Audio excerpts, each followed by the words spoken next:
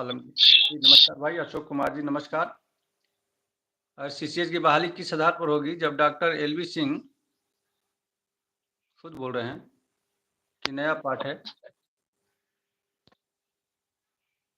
देखिए, कबीरदास की भी उल्टी बानी थी कि बरसे कंबल भीगे पानी तो उल्टी बानी को आप लोग मत जाइए।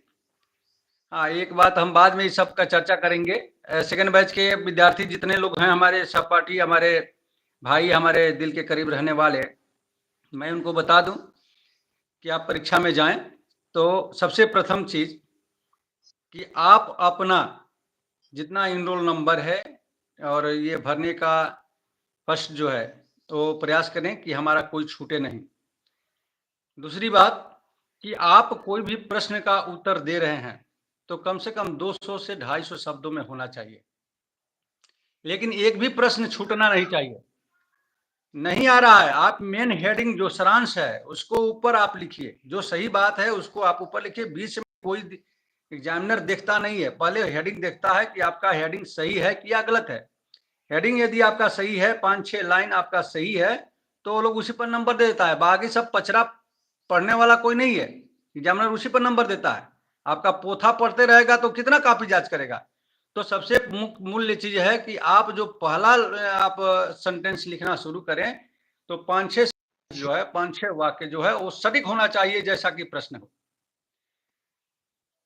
और तीसरी बात कि कॉपी जो यदि आप सेकंड कॉपी ले रहे हैं तो फिलअप करते समय आप कभी भी किनारे पर मत लगाइए, उसको बीच में फिलअप कर दीजिए ताकि वो पन्ना निकलकर कहीं गुम ना हो। ऐसा भी हमने पाया है, तो ऐसा नहीं होना चाहिए।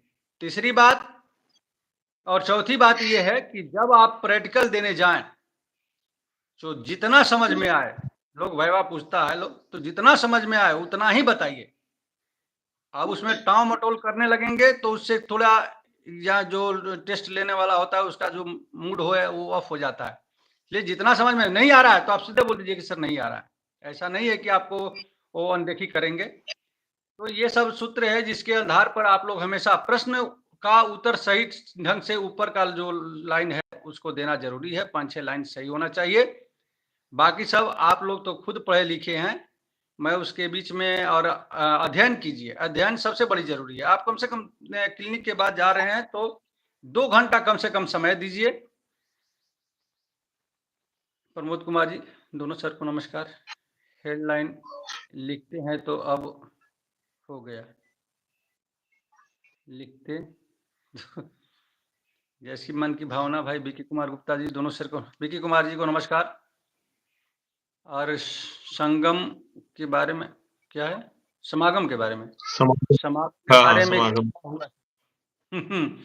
में क्या हुआ अब सर? हम समागम पे आएंगे। समागम पे पहले आप लोग का प्रश्न, समागम का प्रश्न लीजिए, सबका शुरू से लीजिए। प्रश्न लीजिए, हमने जो करना था वो हमने बता दिया।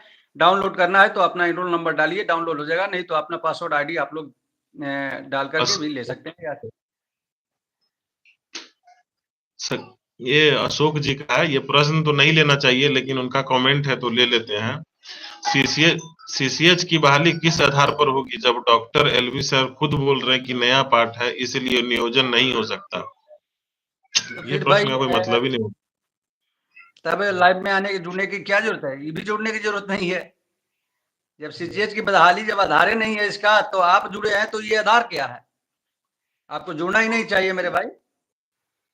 राकेश कुमार कह रहे हैं, राकेश कुमार जी कह रहे हैं कि सर एलवी सर के द्वारा तो मीटिंग तो कर लिया गया, उसमें 2-3 पदों पर चर्चा भी हुई है, लेकिन उसमें एक पद निकल कर आया है बुनियादी स्वास्थ्य कार्यकर्ता।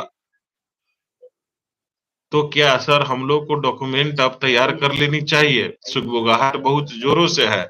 स्वास्थ्य समागम की भी अग्रिम तैयारी। डॉक्यूमेंट तैयार क्या है? आप कहीं यूनिवर्सिटी में रखे हुए हैं?